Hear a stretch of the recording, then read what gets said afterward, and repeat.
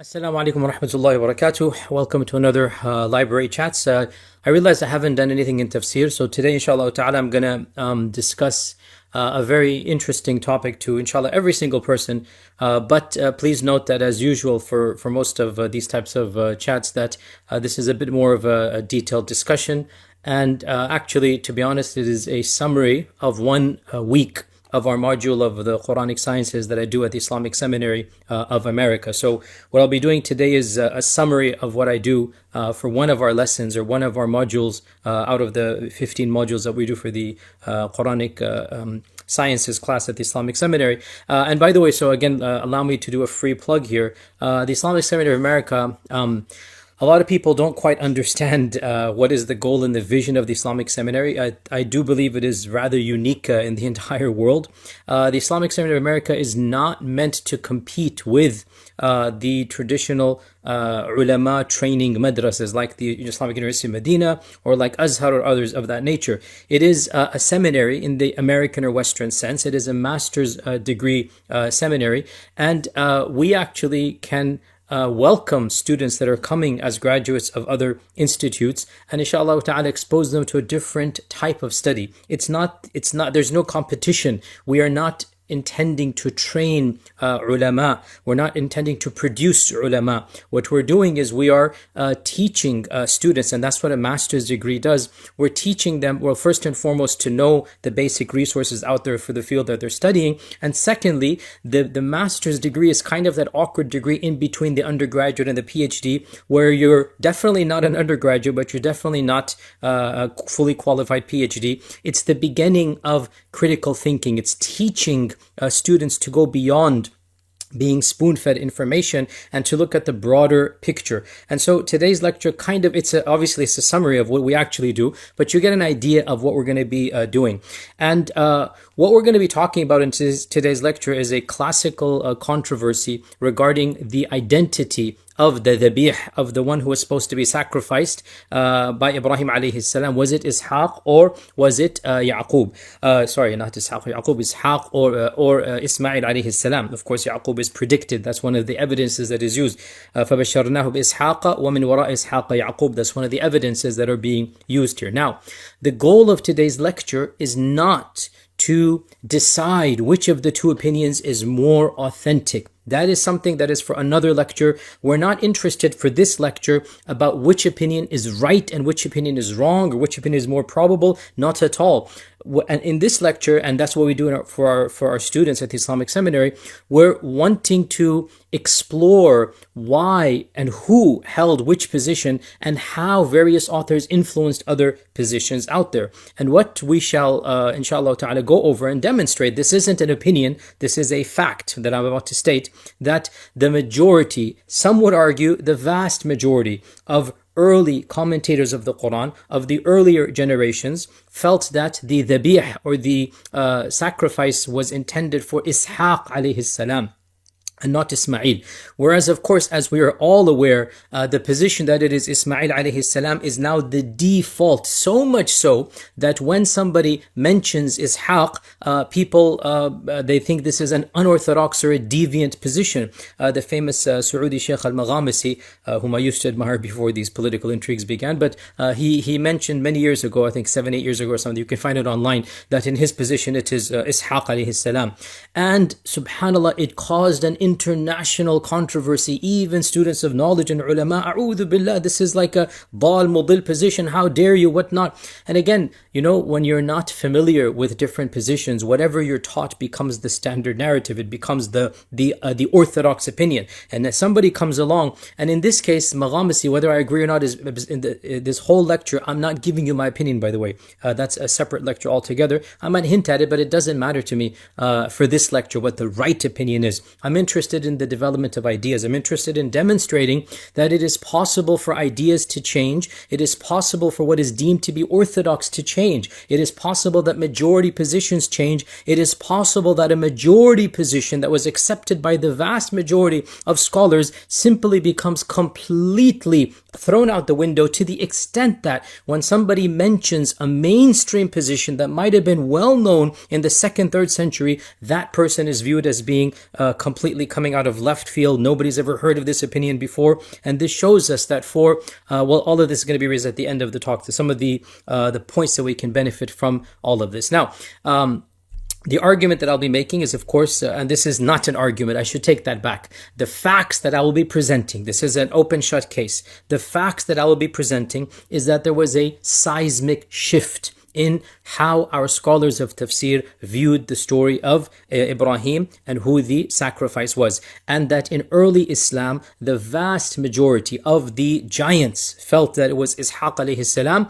And then, of course, in later times, in pre-modern times, and of course in our times, it is almost as if there is an ijma', to the point that when a person mentions Ishaq, that Ishaq was the sacrifice, people lose their rationality. They become very emotional or whatnot, and this is a demonstration of how ideas can change over time. Now, very quickly, the main source of the story of the Qur'an, of course, or the main reference is Surah Safat, verses 101 onwards, where Ibrahim alayhi salam says, وَقَالَ إِنِّي ذَاهِبٌ إِلَىٰ رَبِّي سَيَهْدِينِ, and it moves on that we gave him the glad tidings of a Halim child. فَلَمَّا بَلَغَ مَعُ السَّعْيَ, when the child was able to walk with Ibrahim alayhi salam, قَالَ يَا بُنَيَّ إِنِّي أَرَى فِي الْمَنَامِ أَنِّي أَذْبَحُكَ فَانظُرْ مَاذَا تَرَى.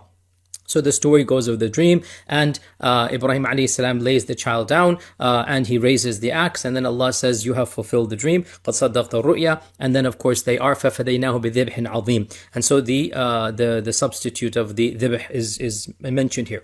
What is really interesting, and why this is the case, is again beyond the scope of this one lecture, because there's so many points and they're all interconnected.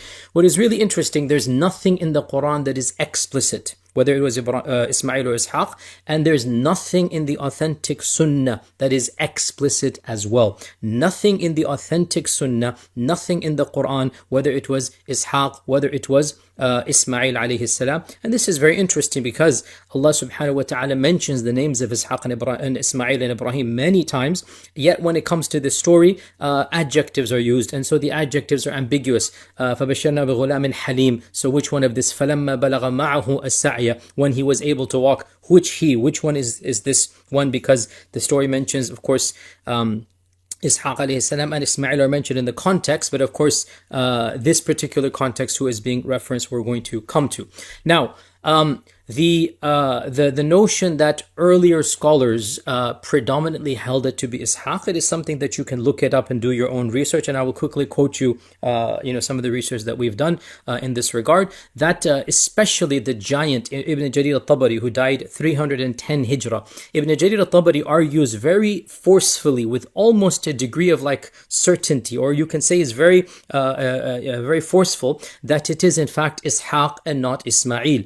And he mentions this a number of times, especially here in Surah Safat, and he mentions a number of arguments. Of them is that فَبَشَّرْنَاهُ بِإِسْحَاقَ نَبِيًّا مِنَ الصَّالِحِينَ, that we gave him the glad tidings of Ishaq, and فَبَشَّرْنَاهُ بِغُلَامٍ حَلِيمٍ in Surah Safat. So Tabari argues the bashara was never given for Ismail, the glad tidings, that an angel comes and an angel says, Ibrahim, you're going to be a father. That notion, or that bashara, according to Tabari, and again, for this lecture, I am not please don't come to me and say so-and-so says. We're just quoting what the ulama said, right?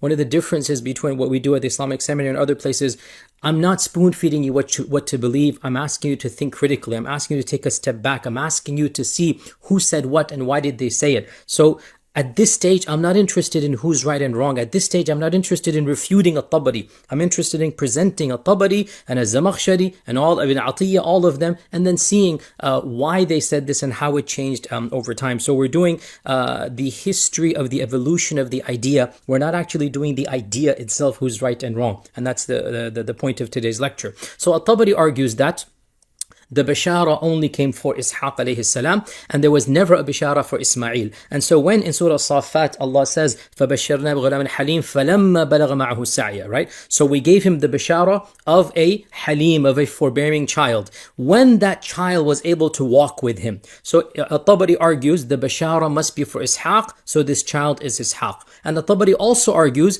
فَلَمَّا بَلَغَ مَعْهُ السَّعْيَ indicates that Ibrahim raised the child and Ismail was not raised with Ibrahim. Ismail was all alone. So فَلَمَّا بَلَغَ مَعْهُ السَّعْيَ, when the child was old enough to walk with him, which indicates that there is some mentorship going on, and Ibrahim alayhi salam was not present in Ismail's childhood life. So Tabari argues with these notions, and of course other scholars also mention other things as well. A number of early authorities explicitly mention that the position of the Ahli Kitab, the Jews and Christians, is that it is Ishaq, and so they bring this in as a supporting evidence. Nobody uses it as the primary evidence. Now, At-Tabari then mentions a number of Sahaba and Tabi'un who argued that it is Ishaq. And it is very interesting to note that the overwhelming majority of the Sahaba and Tabi'un who held positions about this, held positions that it was Ishaq alayhi salam. At least 8 of the Sahaba, it has been reported that they held this view, including Umar ibn al-Khattab, Ali ibn Abi Talib, Al-Abbas, the uncle of the Prophet sallallahu alaihi wasallam, his son Abdullah ibn Abbas, the Habr of the Ummah and the Tarjuman of the Qur'an,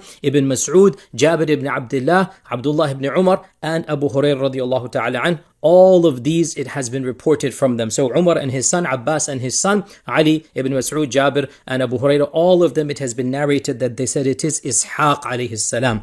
As for the Tabi'un, too numerous to mention. Over 15 of the famous Tabi'un, the giants of tafsir, who studied directly from the Sahaba, again, Mujahid, Alqama, Sa'id ibn Jubayr, Qatada, Ikrima, Ata, al-Zuhri, Malik ibn Anas, the list goes on and on, the Tabi'un. The list goes on and on, like the giants of the Tabi'un, majority of them, overwhelming of them, clearly held the view that it is Ishaq alayhi salam. The earliest books of tafsir that we have, Tafsir al-Suddi, Tafsir Muqatil ibn Sulaiman, died 150 Hijrah. They mention Ishaq without even a hint of controversy.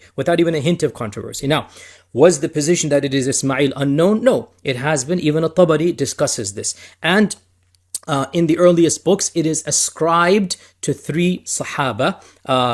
And interestingly enough, all 3 of these are found in the previous list as well. So it is most famously ascribed to Abu Hurairah. But Abu Hurairah has also ascribed to him the position of Ishaq. And it is also ascribed to Ibn Abbas. But also Ibn Abbas has been ascribed the position of Ishaq. And it is ascribed to Ibn Umar. So all 3 that it has been ascribed to as being Ismail, you also find in various books of tafsir that these early authors have ascribed Ishaq's position to them as well.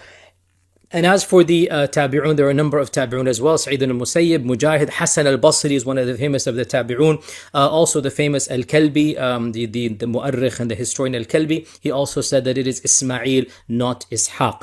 If you look at the earliest books that we have about any subject, and we find references, generally speaking, pretty much all of them are Ishaq. Imam Malik, for example, famously, it has been narrated from him in the Kitab al-Jami' of Ibn Yunus, and also the books of Ibn Abi al-Qarawani. Imam Malik said that al-Dhabih is Ishaq.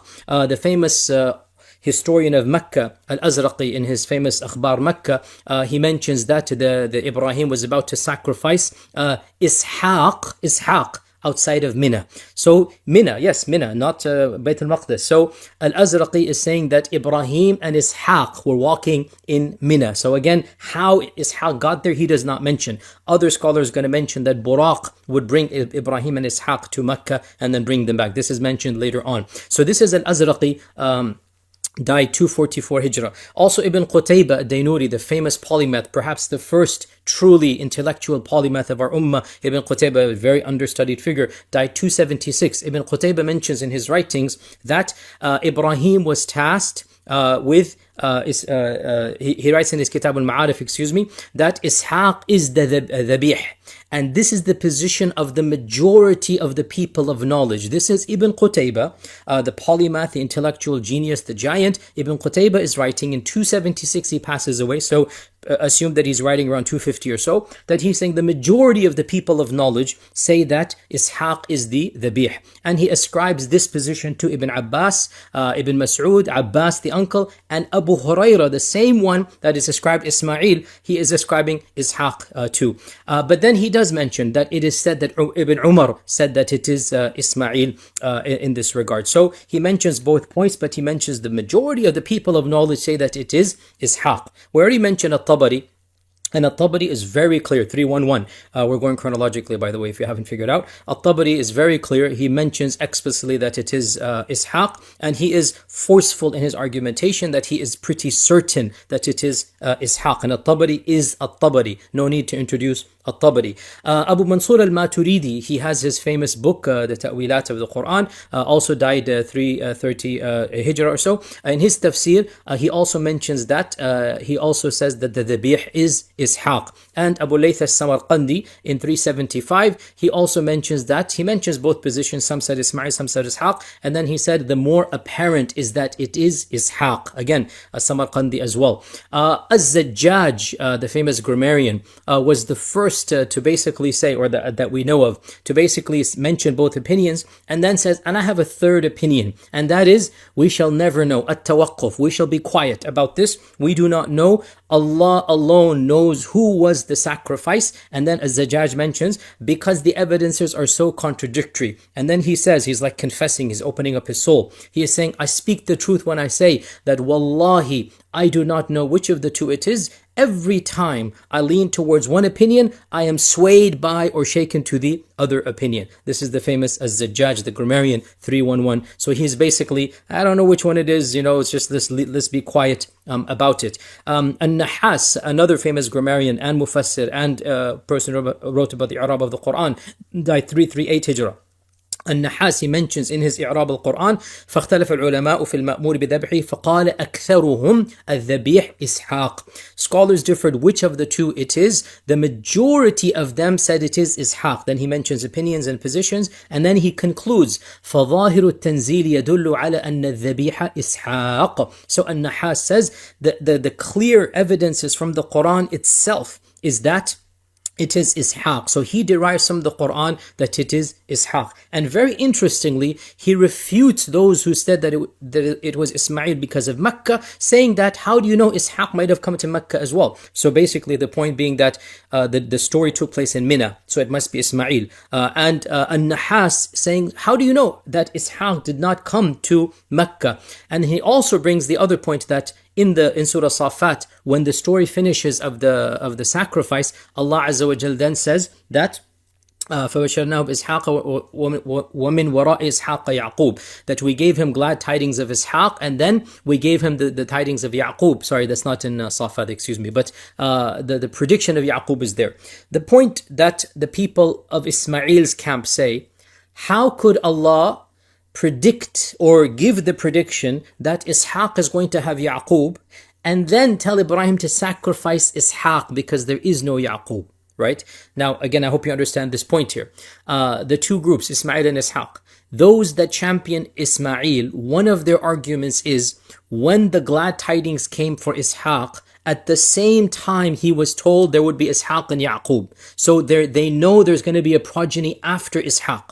So when the dhabh is taking place, how can it be Ishaq? Because there is no Yaqub, and he knows from Allah that there's going to be a Yaqub. And Nahas preempts this. He responds, he goes, that how do you know that he wasn't baligh? Because it says, فَلَمَّا بَلَغَ مَعَهُ السَّعْيَ. He might have been baligh. And if he was baligh, he might have been married, early and had a child. Yaqub might already be in the picture. So, An-Nahas, again, very early, again, 3rd, 4th century, he is arguing that it is Ishaq alayhi salam. Again, pretty harsh or pretty straightforward that it is Ishaq, and he takes on the challenges that it might be Ismail and refutes them one by one. The famous scholar of hadith, Al-Hakim, in his Al-Mustadrak, died 405. He has an entire chapter, those who said that the dhabih is Ishaq. Notice he does not have a chapter regarding the opposite. He doesn't have those who said the dhabih is Ismail. And he brings forth 10, look this up yourself, it's in volume 2, page 600 something. So in his Mustadrak of Al-Hakim, he mentions all of these reports, and then, which is not that common for Al-Hakim, this is really interesting, he becomes personal. He mentions an anecdote, not an anecdote. He mentions something about himself and the times that he is. And he says that وقال الحاكم وقد ذكره الواقدي بإسناده وهذا القول. So this is from Abu Huraira, Ibn Salam, Umayr ibn Qatada, Uthman ibn Affan. He adds Uthman ibn Affan, by the way, which we didn't mention in the first list because I did not find him in the earlier books of Tafsir. I'm sure there's somewhere. By the way, this is not a PhD that I've done. This is just one lesson that I do out of 15. So I'm sure you will find other references. Please help me in this regard. And inshallah, we all come together and help each other. This is not a final definitive document, but what I've done, inshallah, I've spent many dozens of hours or many, long time doing this. So I'm sure there are things that I have missed. You can add them here. But Al-Hakim mentions Uthman ibn Affan in the list of Ismail, which we did not mention. In the list of Ishaq, which we did not mention. And Ubay ibn Ka'b ibn Mas'ud and so and so. And then he says, listen to this. Al-Hakim is saying, وقد كنت أرى مشايخ الحديث قبلنا وفي سائر المدن التي طلبنا الحديث فيه وهم لا يختلفون أن الذبيح إسماعيل وقاعدتهم في قول النبي صلى الله عليه وسلم أنا ابن الذبيحتين إذ لا خلاف أنه من ولد إسماعيل وأن الذبيح الآخر أبوه الأدنى عبد الله ابن عبد المطلب والآن فإني أجد مصنف هذه الأدلة يختارون قول من قال إنه إسحاق and he goes on and on. So this is very interesting. Al-Hakim is saying, the scholars of hadith that I studied with, wherever I went to, they were certain that it is Ismail. But here are all of these evidences that it is Ishaq, and I mentioned all of them for you, right? So the scholars of tafsir, by and large, said that it is Ishaq. And the scholars of hadith said it is Ismail. Why? Al-Hakim says, because they used a hadith, أنا ابن الذبيحتين. I am the son of the two sacrificial people. And of course, Al-Hakim says, the first of them must have been Ismail, and the second of them was his own father, Abdullah ibn Abdul Muttalib. Now, by the way, footnote here, this is now me speaking, meaning I'm judging, as judgment, that this hadith is actually not authentic at all. It is mentioned, and no problem to mention it in seerah. As you know, much of the seerah is based upon a hadith that are not authentic, and no big deal. The history is not the same as fiqh and aqidah, but this hadith from a theological perspective, if you wanted to derive an evidence for it, it is definitely not authentic at all. And this is the position of pretty much all the scholars of hadith, including Al-Bukhari and others, that as a hadith, as an isnad, it is not authentic. Now, whether you want to use it in mythology or in whatnot, I even said it in the seerah as well, that's a different thing. Seerah, what you mentioned, doesn't have to be that. So the point is that Al-Hakim distinguishes between the scholars of hadith and the scholars of tafsir. And he goes, look at all of these evidences that it is in fact Ishaq and not Ismail. The next great mufassir, Al-Tha'labi, in his Kashf al-Bayan an Tafsir al-Qur'an, Al-Tha'labi died 427 Hijrah. And he has a fairly lengthy discussion back and forth. And he says that both of these positions have been narrated from the Prophet sallallahu alaihi wasallam. And he does not have a position, وَاخْتَلَفَ السَّلَفُ مِنْ عُلَمَاءِ السِّمِينَ, that who is the scholars have differed, who is it, Ismail and Ishaq, and he doesn't take any position in his tafsir. However, in his other book, Kitab al-Rasail, he clearly mentions that Ishaq is the dhabih. And so this is the famous Al-Tha'labi, the great scholar of tafsir of the 5th century of Islam. The greatest scholar of tafsir of the 5th century is Al-Wahidi. And Al-Wahidi, who died 468 Hijrah, Al-Wahidi, his book has just been printed, alhamdulillah, I managed to get a copy of it. The massive, voluminous Al-Basit. How many volumes is it? It is 30 volumes or something. It is one of the earliest and one of the largest encyclopedias of tafsir. Of course, by the way, Al-Wahidi has multiple tafsir. We're talking about the large one, the tafsir that you read that has just been printed recently. And in that book, he mentions واختلفوا في الذبيح من هو من ابن إبراهيم فالأكثرون على أنه إسحاق. This is Al-Wahidi.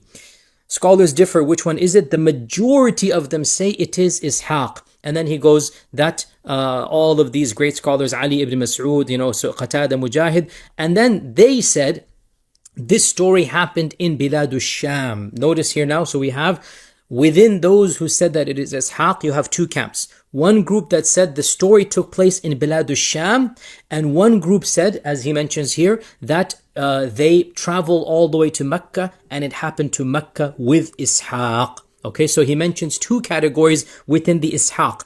Majority said it is Ishaq. Within them, Camp A, Ishaq in Baytul Maqdis, in Al-Masjid Al-Aqsa.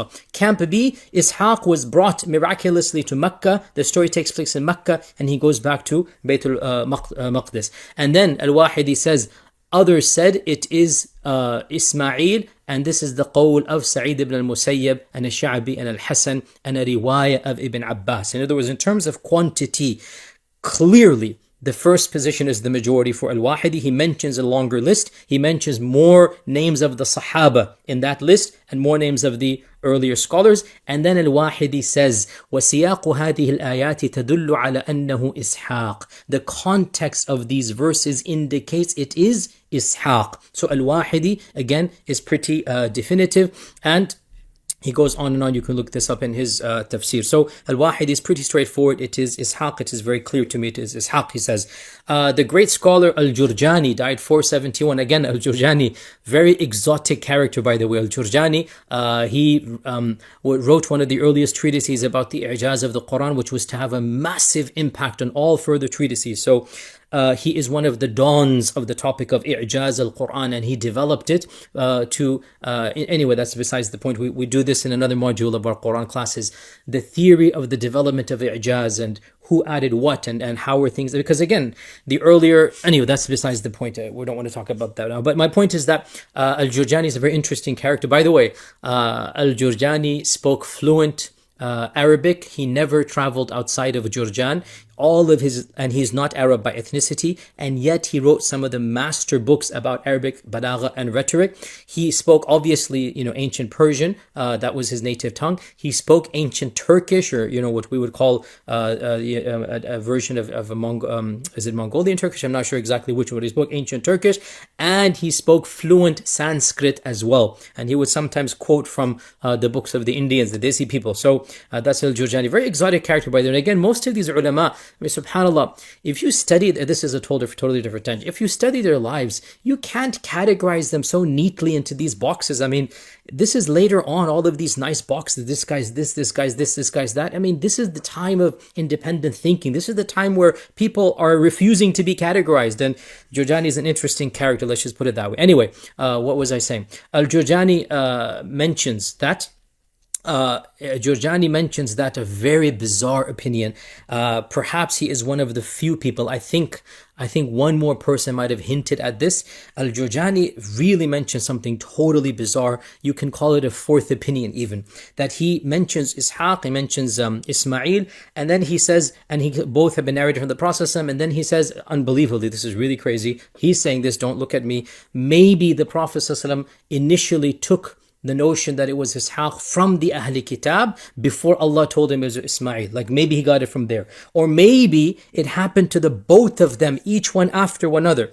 In other words, Jurjani is so confused about who it was that he's even positing that it might have happened twice. That both of them are the dhabih, that both Ismail and Ishaq were tested. Allah tested Ibrahim through both of them. And this is a very, very bizarre opinion that hardly anybody, I think, if I'm not mistaken, it's been a while since, this is all old research, so it's been a while since I've done all the reading, but still, I think there was one other person, I'm not sure. But anyway, Jurjani is the big guy who posits the possibility, maybe it happened to both of them. And that's a very interesting position. Al-Baghawi as well, he mentions both opinions and he just moves on. He just mentions some said this, some said that, and he does not make any statement himself. Ibn al-Jawzi, the Al-Baghawi died 516, by the way. Ibn al-Jawzi, the next big guy, Zad al-Masir, died 597. By the way, so everybody's got some favorite books of tafsir. Everybody just loves certain books of tafsir over others. Me personally, my two favorite books of tafsir are Ibn Atiyah's book, Al-Muharrar al-Wajiz, and also Ibn al-Jawzi, Zad al-Masir. Okay, so Ibn Atiyah and the Ibn al-Jawzi, for me, these two books are they complement one another immensely. They're totally separate in their own way. Ibn al-Jawzi is like a summarized version of Al-Wahidi and Al-Tabari combined, and it's beautiful. Like, he does a very amazing job. He's spent a lot of time sifting through the classical tradition, and it's just it's one of my favorite books of tafsir. Every time I want to do a quick tafsir, the first first, so if I need to look up an ayah, the first tafsir that I turn to is Ibn al-Jawzi's Zad al-Masir. Ibn al-Jawzi died 597. Ibn al-Jawzi, of course, the polymath, wrote a ton of books and everything. He writes, وَاخْتَلَفُوا فِي الذَّبِيحِ عَلَى قَوْلَيْنِ. The people differed about the dhabih. Which one is it? One of them, it is Ishaq, and this is the picture of so and so and so and so and so and so. From them, some of them said it happened in Sham, and others said it happened in Mecca, and Allah made miraculously the earth become small so that Ishaq could come to Mecca.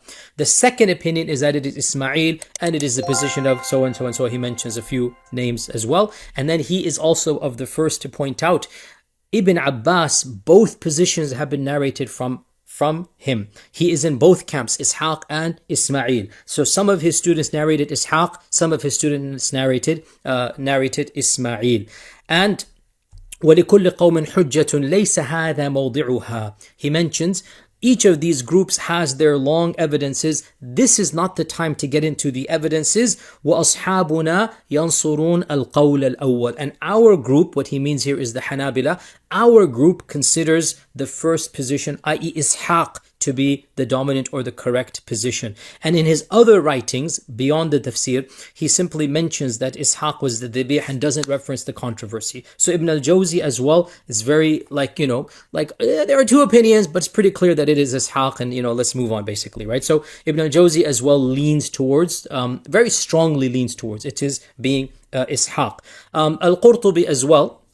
Al-Qurtubi died 671. He mentions both opinions, but he says that the majority say that it is Ishaq. And he says that the evidences for Ishaq are more as well. And Al-Qurtubi mentions the objections to Ishaq, and he mentions the references given to Ismail and explains them away one by one. So Al-Qurtubi, I would say, so again, this is a very introductory lecture. If we wanted to, we could divide every author into a type of a continuum spectrum, like a hard defense, like Tabari would be a hard defense, right? Or a soft defense, or kind of in the middle, I don't know, or whatnot. So Qurtubi is more on the soft defense side, whereas Tabari is more on the hard defense side, but they're still all on one side. Now, all of these people that I've quoted, and you can count them, I think it must be at least 10, 15 or so, all of them are arguing that it is Ishaq predominantly or fairly certainly, or it looks like to be the case that it is Ishaq. These are all the giants. Now, there's another group of people,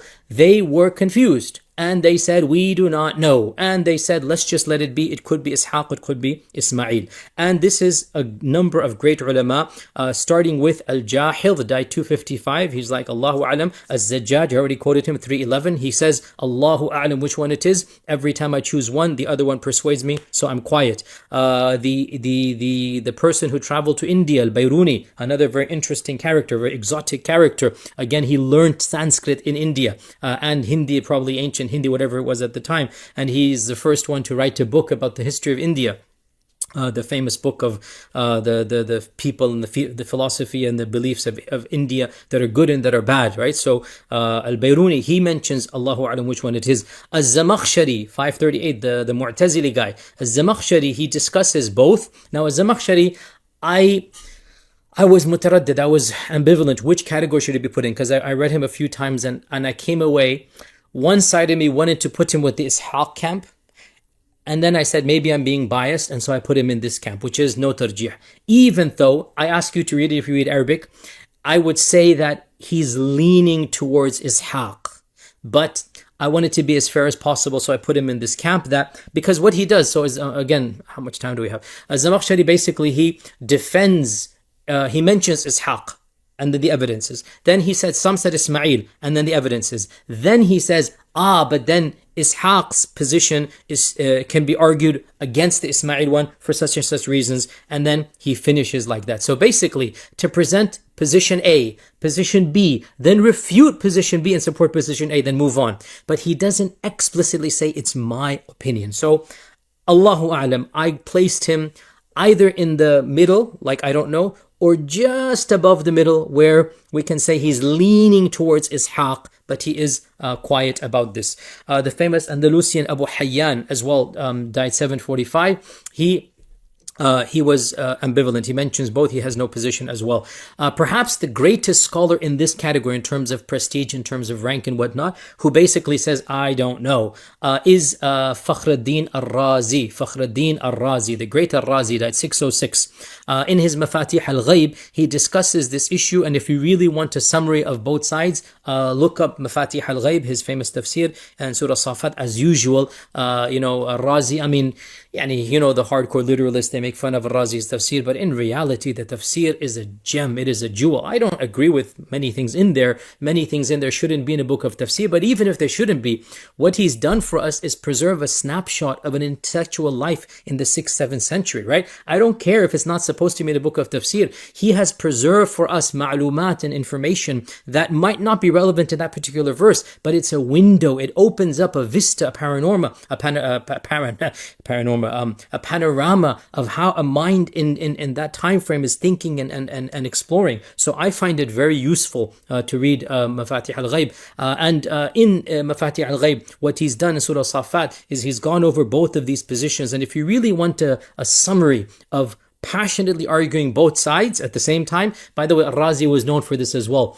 Al-Razi, you should know this about Al-Razi, is that Al-Razi truly was like an early academic. Like, he wanted to argue the side he didn't agree with just as passionately as the side he did agree with. So much so that his students would be disturbed, and a lot of times people would criticize Al-Razi because he would argue the wrong side so passionately that some of the people and students might be convinced by the wrong side because of his passion. So that's Al-Razi. So in this section, you actually see this, that he argues both pretty strongly, and then he concludes by quoting Az-Zajjaj. And Az-Zajjaj was what? Remember, Az-Zajjaj said, Allahu A'lam, which of the two? And then he says, and I too am basically going to say, Wallahu A'lam. So Fakhruddin al-Razi himself says 50-50. I don't know. Let it be. Allah subhanahu wa ta'ala knows best. Imam al-Suyuti used to be from the first category. Then he came to this second category. So again, the first category is Ishaq.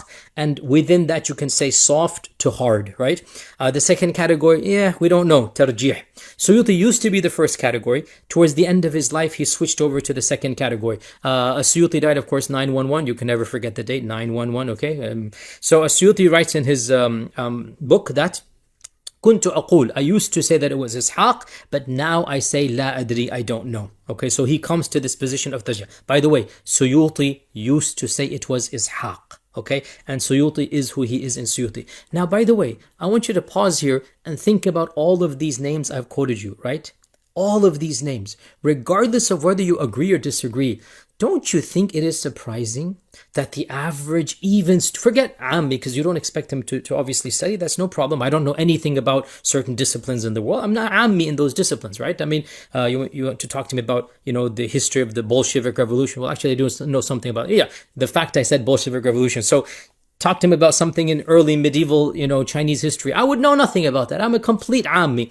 But what is surprising is that the Talib al-Ilm, sometimes even the alim in some fields of Islam, is completely ignorant that all of these giants are arguing that it is Ishaq, or at least they're saying the evidences are so difficult that I don't know which one it is. I mean, for Razi and for As-Suyuti and for Az-Zamakhshari to basically, Zamakhshari soft-wise, but to basically be ambivalent, to say that there's strong evidences on both sides, that's a very, very big deal. Now, so these are the first two opinions. Number one, it is Ishaq. Number two, Allahu A'lam. Both evidences are very strong. We don't know. This is mutawaqqif, right?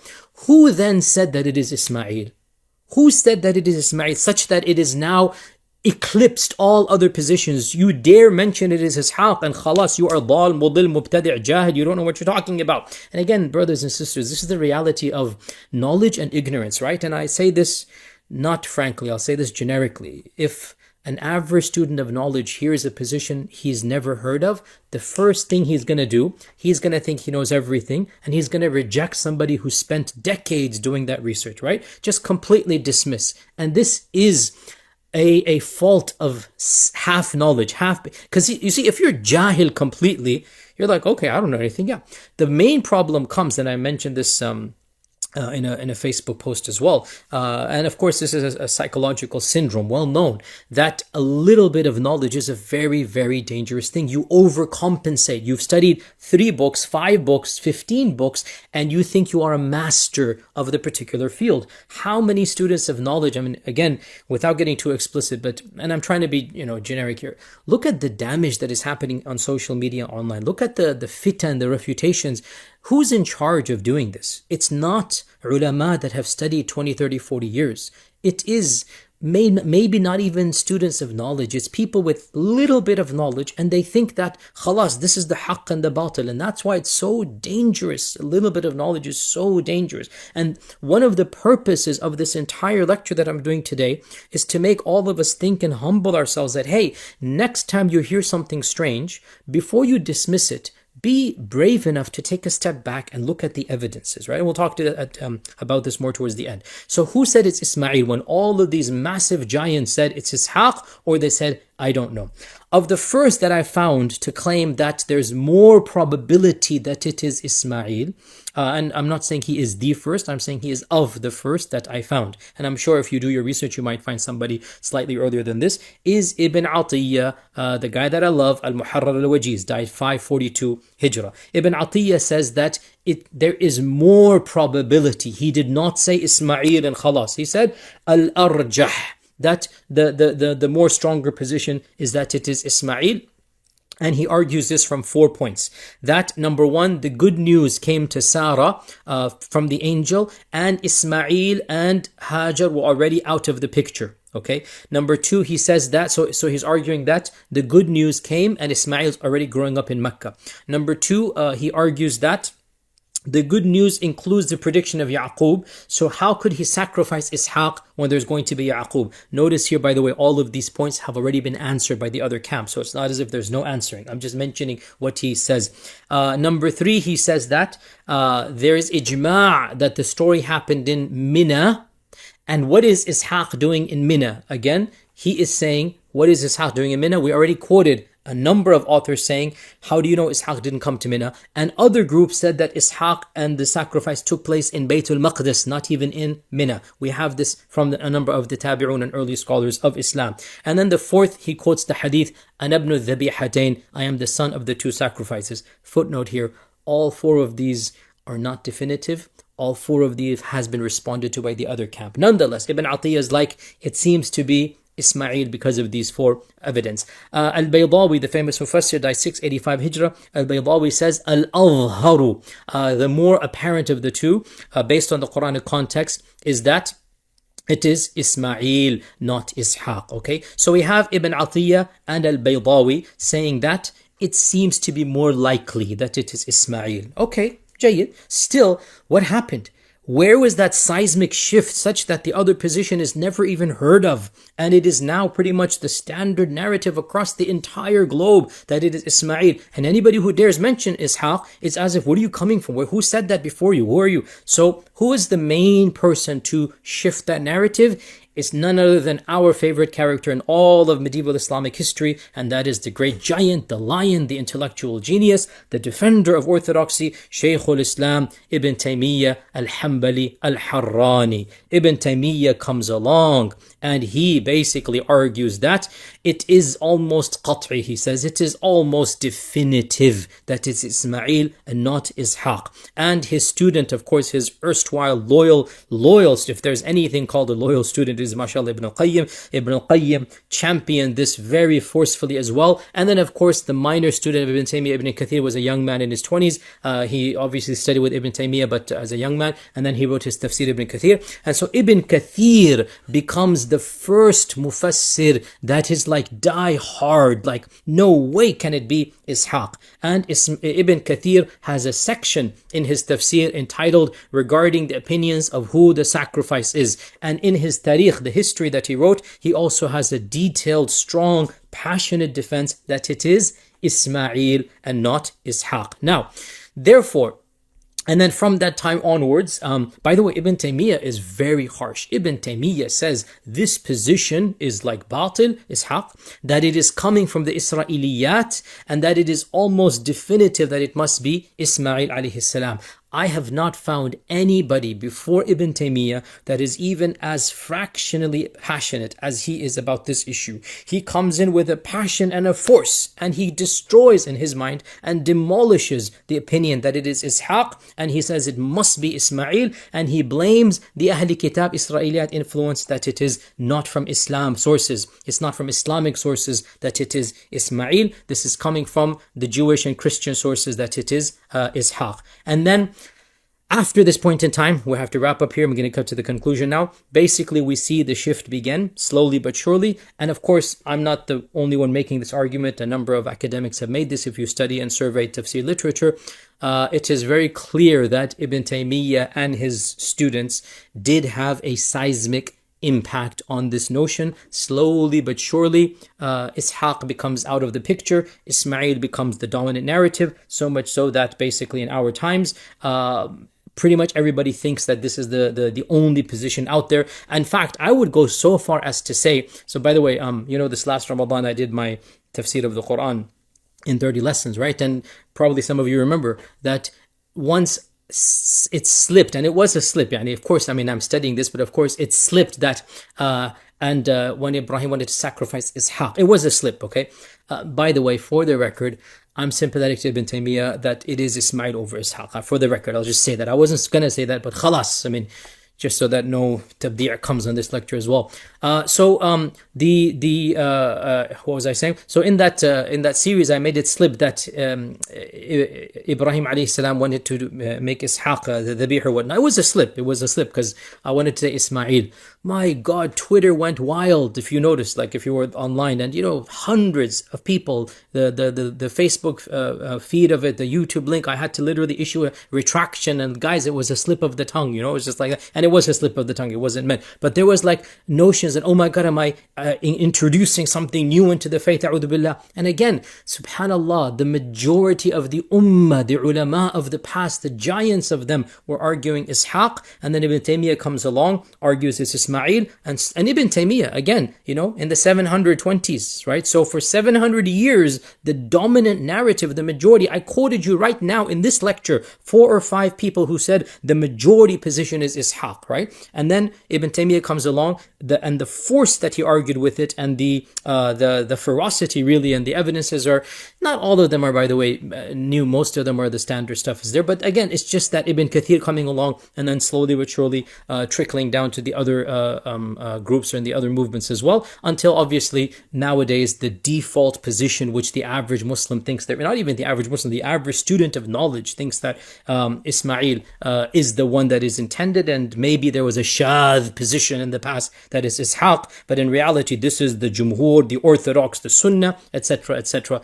Again, the point of today's lecture primarily was the history of the evolution of ideas, and not necessarily which idea is right and wrong. Now, as we wind down and conclude, and this is what we do in our Islamic seminary class, right? The goal is, after you present it, to now give you those questions to think about, to contemplate, and then to write your research papers and come back to it. Because again, the goal of the Islamic seminary, let me do that free plug again, is to teach you critical thinking, but the difference is from within the framework of orthodoxy. That's why I say, and please don't take this as a boast or whatnot, I am not aware of any other institute in the world that is doing what we are trying to do at the Islamic Seminary, which is critical thinking while remaining faithful to our religion. So we want to provoke you to think outside the box, to look at the broader picture, but still understand that there are red lines, that we believe in Allah and His Messenger, that the Qur'an is a revelation from Allah subhanahu wa ta'ala, the Sunnah is a source of law. We are Sunni in the end of the day,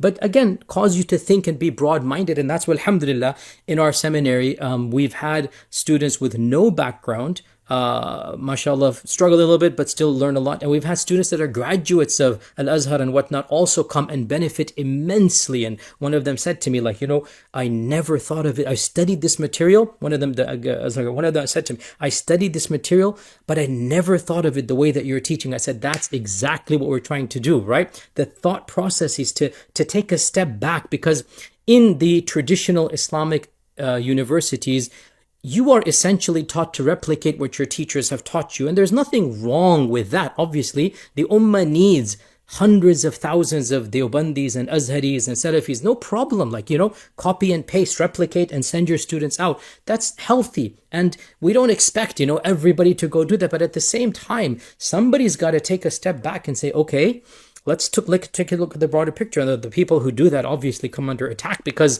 it's frightening. How could you have graduated from Deoband and finished, 15 years and studied with the Shaykh al-Hadith and then come back and start rethinking through, are you really Deobandi or not? And the same goes for the other, qis ala dhalik. My point is that at the Islamic seminary, we are intentionally wanting you to think critically, but still remain faithful to the overall, obviously, paradigm of Sunni Islam. And so after all of this brief, this was a brief, we could do longer than this. After all of this brief overview, what are some of the main questions? And I'm not going to answer. I want you to think about and go further with this. Of the questions that we need to dive deeper in is the notion of the contradictory reports that are reported in the names of the Sahaba. I mean, do you really think that 3 Sahaba had both views simultaneously? How do we reconcile that contradictory notions are being ascribed to both sides, and sometimes with authentic chains like Ibn Abbas, and there's not one indication that he actually switched over? I mean, this is a big opinion or position. If you change it, as some students can remark, like for example, I mean, look at when I change a position, I get 10 refutation videos against me, right? I mean, these great giants, if they change their positions, we don't have a single hint of that, and yet we have these contradictory positions being attributed to them. So that's something to think about. Again, there are answers. This is not the time to get into this. It's a question that I'm posing for people to think about. Another major question that we need to think about is the impact of Israeliyat, of Judeo-Christian sources on our tafsir in particular. And this is something that is well known, that Ibn Taymiyyah here is accusing this position of coming from Israeliyat. Okay, fair enough. But that means that the majority of the Ummah adopted this position until Ibn Taymiyyah comes along. And that raises some awkward questions. And it raises the broader question of the impact of other things, not just this one issue. Now, for example, one day I will, inshallah, talk about advanced theology in other areas. And it is my opinion, and I've said this multiple times, that the entire sifat controversy that Islam is infamous for, sectarian Islam is infamous for, Mu'tazila, Athari, Ash'ari, Maturidi, the Karramiyya, all of these different groups out there, the Jahmiyya, the entire controversy is in fact a Christian controversy that is imported into Islam. It is not Qur'anic, it's not emanating from the Qur'an and Sunnah. It's something that early Muslims came across, these Christians arguing over the nature of God, the nature of Jesus, and that led to this entire debacle of the last 1,200 years. And you just have to take a step back and wonder, well, how important is it? And why should we even go down this entire area if that is the case? So now, not everything coming from outside of Islam is bad. I mean, the early Umayyads, as they're conquering these civilizations, understandably, there is this notion of, wow, these guys are superior to us, understandably. Imagine, the early Umayyads and the early Arabs of that time frame, as they encounter the Romans and the Persians, as they encounter these other civilizations, there's no question that they understood that they have achieved a level of dominance and of intellectual dominance that the early Umayyads and the early Arabs did not have. So they kind of willingly took a lot of stuff in. Some of them we see in the effects of tafsir. So is Ibn Taymiyyah right that because of this, Ishaq became the dominant, right? Is he right in this regard? And if he's right in there, how about in other areas as well? These are questions to think about the impact of external ideas. And again, not all external ideas are bad. The way the government was run was purely Roman. When the Muslims, the early Umayyads, they adopted the Roman Muslim, they could not have run the government. They did not know the أول من دوّى الدواوين. What does this mean? Yani, how did the running of the government, the currencies, discovery of paper, I mean, everything, the notion of, anyway, there's a lot of things that they took from, quote unquote, the West that was very beneficial to us. We needed to do that. But not everything was. And so some of the things we need to think about. Another thing that we need to think about is, interestingly enough, Ibn Taymiyyah. I asked my students this. How Salafi is Ibn Taymiyyah when he's willing to go against the majority of the Salaf? And this isn't the only view, by the way, right? As every admirer of Ibn Taymiyyah knows, that Ibn Taymiyyah was brave enough to break away from what he considered to be the dominant position, so much so that he was even accused of breaking away from ijma'. And that's, to me, of course, it's a sign of bravery. It's a sign of intellectual courage that just because he found a lot of people saying something, he didn't mind accusing them of taking it of Israeliyat sources. Like, think about that, right? Because the repercussions are, not only are they all wrong, but that they took it from a source that is very un-Islamic. Now, by the way, Ibn Taymiyyah in particular was a very harsh critic of Israeliyat, more than other people. And I think the reason was that he saw the impact that it had. I mean, you could make an argument that it's not a problem to take from Israeliyat because our Prophet ﷺ said that go ahead and narrate from the Ben Israel, there's no sin upon you, but just don't believe them. But anyway, Ibn Taymiyyah was very adamant against this. But my point here is that this notion of Ibn Taymiyyah following the Salaf, I mean, again, this is a motif and a cliched slogan. He had no problem disagreeing with the majority of people before him if he felt the evidences, did not indicate that position. And to me, that's one of the reasons why I admire him. Like, he's not the Salafi the way the Salafis make him out to be, is what I'm trying to say. He looked at the evidences, and whether you agree or disagree with him, you cannot help but be impressed and admire the intellectual courage that he must have had to do what he did in his lifetime. The final point that I'm going to mention is probably one of the most important, to me in particular when it comes to this whole lecture that I've given. And it's what we really leave our students with as well. I just quoted you a whole ton of ulama before the 7th century who either were passionately for, or not that passionate but still for, or ambivalent about Ibrahim and Ishaq. Ishaq and Ismail alayhim salam. Hardly anybody, one or two maybe, three maybe, you'll find one or two other people, were just like al-arjah, al-adhhar, that it is Ismail. I have not found anybody who was as firm and as passionate as Ibn Taymiyyah to say that it is almost qat'i, to say that this is qawl that is coming from un-Islamic sources, and then of course the impact that it had. Now, where is this leading us all? Let me just be not that explicit, I usually am. Who cares how many ulama? Let me rephrase that. If you're a student of knowledge, who cares how many ulama said something? If you are not a student of knowledge and you are an ammi, you're a blind follower, yes, go with the authority. If you are not a student of knowledge, you're an average Muslim, then you base the haqq in your mind on who the person is. If you claim to be a student of knowledge, much less an alim, then you have to be brave enough to take the statements of men, no matter who they are, and put them in a secondary, maybe even tertiary box of evidences.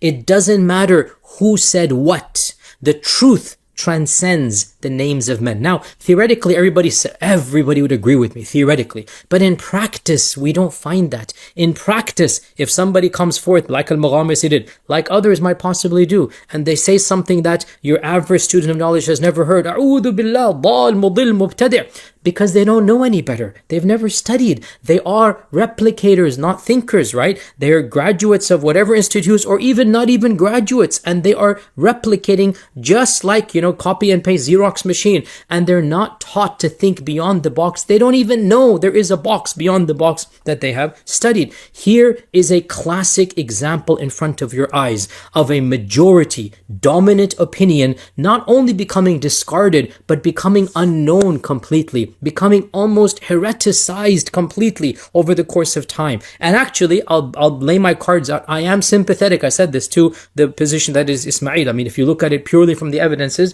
you kind of, I think, I agree, it's more likely Ismail than Ishaq. But who said that in early Islam? The majority were on Ishaq's side. And therefore, the majority opinion, even if it's said by giants, should not matter to a true researcher and a true academic. We have to understand that the way that our ummah is currently set up, scholarship by and large consists of regurgitating and memorizing. It does not consist of challenging. It does not consist of being brave enough to break away from the paradigm. Frankly, if a Deobandi has studied, 10, 15, 20 years in his institute, or an Azhari or a Medina guy, and then they dare break away from the standard narrative, as you are aware, that comes with a lot of baggage and a lot of tension. It's very difficult to do that. And my argument is very straightforward. So So what if a lot of people said something? It doesn't make it right. The correct opinion is independent of the names of men and the quantity of the names of men. And that is also a very important point. I mean, again, if you study intellectual history, and again, this is something I want my students to do. The majority opinion typically is based upon socio-political factors. Simple as that. I'll just lay it out there. The dominant madhab, the dominant firqa that is common in a time and place has nothing to do with truth as it comes from Allah. It has to do more with the socio-political context, with the kings and the rulers, with the prime ministers, with the institutes that they sponsor. This is the reality. You know, the Ghaznavid sponsored the Karramiyya for a period of time. The entire region was Karramiyya. The Hanbalites were powerful in 4th century Baghdad. The Seljuks came and they brought in Ash'arism, and because of a particular instance, which inshallah we will talk about in one day, Ash'arism became the dominant strand. For many centuries it remained the dominant strand. Socio-political factors has nothing to do with the haqq being from Allah subhanahu wa ta'ala. And if we can understand this for trends, if we can understand this for firaq and movements, we have to be brave enough to say individual opinions as well can be influenced by, look, you know, if you're in an environment where 99% of your teachers are on one position, and you're not challenged to think about that position, you will absorb that position and move on. That's the way the world works. There's nothing wrong with that, right? But the fact that 99% of your teachers say something doesn't mean it is the correct truth. It's just that's that school, and they are taught a certain philosophy, and they're taught a certain, whether it's aqidah, whether it's fiqh, whether it is a position like Ismail and Ishaq. The fact that you have not heard contrary, and all the mashayikh you study with have not heard contrary, means nothing, because in the end of the day, every firqa and every trend is basically within a spectrum of opinion. Very few people are brave enough or foolish enough, depending on how you want to look at it, because it comes with cons when you break away, right? To go outside the box and think for themselves, like, okay, let me do a deep dive about this particular issue. So for me, this topic is illustrative of a fact that I want every student of knowledge and potential alim and alim to be aware of, and that is that no matter who says what, that is a secondary, maybe even tertiary evidence. It is not an evidence in and of itself. The evidence of the haqq of a position and batil of a position, it transcends the quantity and even the big names that said it. Whether it's Ibn Taymiyyah, whether it's Al-Tabari, whether it's Al-Qurtubi, whether it's Ibn Hazm, all of this is secondary. We look at the evidences, and of course for every field they have their different evidences. But anyway, for me, this was one of the most important points that I wanted to stress via this lecture, that if you're an average ambi whatnot, follow the name, don't follow the evidence, but then know you're a muqallid. Don't refute, don't get involved in defending the haqq, because you have no right to do that. You are following who you think is defending the haqq. But if you want to be a true bona fide independent any scholar, thinker, whatnot, then you're going to have to be brave enough to set aside your prejudices for or against and look at the haqq beyond the names of men. In any case, inshallah, I hope that was of some benefit. And by the way, this does apply to all of these refutations going on as well, because if you look at it, the majority, if not, I would say 99% of the people that are involved in this social media debacle, frankly, they are not independent thinkers. They're complete muqallids. They think they're defending the truth because their version of the truth is a very simplified, reified, ossified, hand me down, hand it to you in a slogan, and then that's it. Anybody comes along and distorts or from their perspective or thinks outside or whatnot, they can't handle it. They can't handle the truth, right? That was a classic line. But they're not able to handle it because their wavelength is not capable of digesting that somebody can be beyond their narrow spectrum or bandwidth. And in any case, inshallah, this lecture has shown you a number of things. Most importantly, how easy it is for a majority position to change, so much so that something that would have been a majority in early Islam is now considered to be completely almost heretical in our time frame. And this is something, it's not an opinion, what I just said right now. This is a fact. You can literally go and generation to generation, as I've very briefly done. This is a summary of what we've done. And inshallah, final plug as well. If you enjoy this type of stuff, and you are serious about this type of stuff, then do think about the classes we're doing at the Islamic Seminary, because I am not familiar with any other institute that is trying to make its students while being faithful to Islam. There's plenty of places that are not faithful to Islam that want to do this type of stuff, but while understanding that we are, inshallah ta'ala, mainstream, Orthodox Sunni Muslims, still within the framework, wanting to challenge and wanting us to take a step back of the entire tradition, even as we respect the tradition. I don't know of any other institute, so that's a free plug there for an institute that I feel very passionate about. May Allah subhanahu wa ta'ala guide me and you and all of us to that which He loves. Jazakumullah khair. Let me think about the next topic or idea. I haven't done history, have I? Let me do maybe something in history to again make you guys inshallah start thinking along different lines. Until then, Assalamu alaikum wa rahmatullahi wa barakatuh.